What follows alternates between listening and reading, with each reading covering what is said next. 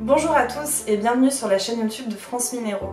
Pour cette deuxième vidéo, je vais vous parler aujourd'hui de la cornaline. La cornaline tient son nom de la chair et du fruit du cornouiller, puisqu'effectivement c'est une couleur assez similaire. La cornaline fait partie du groupe des microcristallins et de la famille des agates, puisqu'en effet elle est majoritairement composée de dioxyde de silicium. On peut trouver des gisements de cornaline au Brésil, en Inde, à Madagascar ainsi qu'en Uruguay.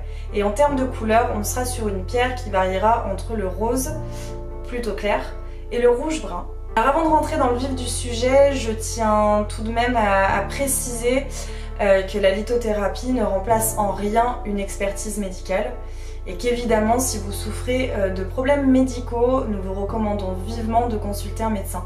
Toutefois, la lithothérapie peut tout de même vous apporter un accompagnement physique, psychologique ainsi qu'émotionnel, bien entendu dans le cadre d'un traitement. En termes d'astrologie, c'est une pierre qui sera très compatible avec nos amis Bélier, Cancer et Vierge. Je vais maintenant vous parler des vertus physiques de la cornaline. Alors c'est une pierre qui est très réputée notamment chez les femmes puisqu'elle améliorerait la fécondité et elle apaiserait également les menstruations douloureuses. En effet, la cornaline va aider à purifier le sang, à calmer les maux de ventre et à réguler le transit intestinal. Elle va également être très bénéfique pour apaiser tout ce qui est douleur articulaire et d'origine osseuse. Elle est également très connue pour activer la cicatrisation. Enfin, si vous êtes suivi médicalement pour des troubles de la sexualité, la cornaline placée sur le chakra racine, je vous mets une image juste ici, notamment lors de méditation ou de séances de relaxation, va vous aider à retrouver l'harmonie dans votre intimité et votre sexualité. Je vais maintenant vous parler des vertus psychiques, émotionnelles, spirituelles de la cornaline. Donc la cornaline, c'est une pierre qui est très axée sur des énergies féminines et surtout sur le mental. Parce qu'en effet, elle a le pouvoir de transmettre l'amour de la vie. Elle apaise les colères et elle atténuerait les jalousies. Donc que vous en soyez victime ou que vous éprouviez vous-même des sentiments de jalousie. Elle donne également confiance aux timides quant à la prise de parole puisqu'elle va vraiment aider à améliorer l'élocution. Elle entretient également la créativité et la mémoire tout en stimulant la concentration. C'est une pierre que nous vous recommandons vivement d'intégrer à votre quotidien, notamment dans le cadre de vos études ou de votre travail, que ce soit sous forme de bracelet, de pendentif ou de pierres roulées dans votre poche ou dans votre sac à main. Elle est également très connue pour favoriser la réussite, ce qui en fait encore un allié très intéressant dans votre vie quotidienne. Et elle va redonner en cette rentrée 2020 un petit peu mouvementée, un gros coup de boost au niveau de la productivité et de la positivité ainsi que de la vitalité. Elle facilite également l'adaptation aux nouvelles habitudes et aux nouvelles situations, puisqu'elle vous rendra beaucoup plus résistant à l'adversité.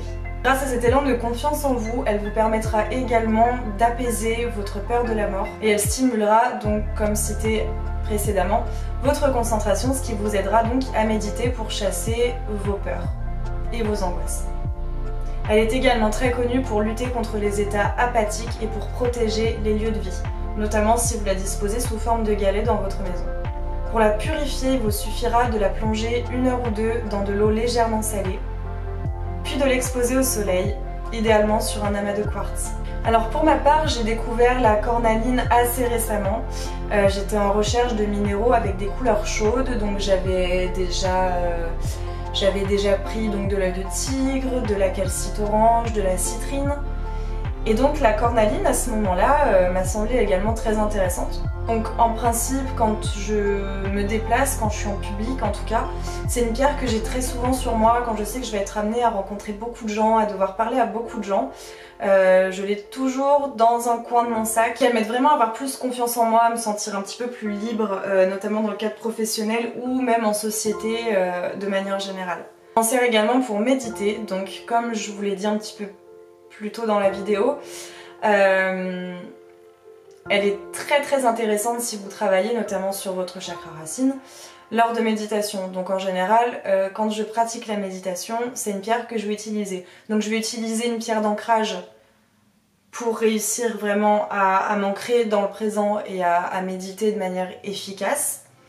Et pour le chakra racine, du moins quand je médite, quand je pratique une méditation en rapport avec ce chakra, j'utilise la cornaline. J'espère donc que cette vidéo sur la cornaline vous aura plu. Si vous souhaitez obtenir donc les articles qui ont été proposés dans cette vidéo, je vous invite à suivre les liens qui se trouvent en barre d'infos.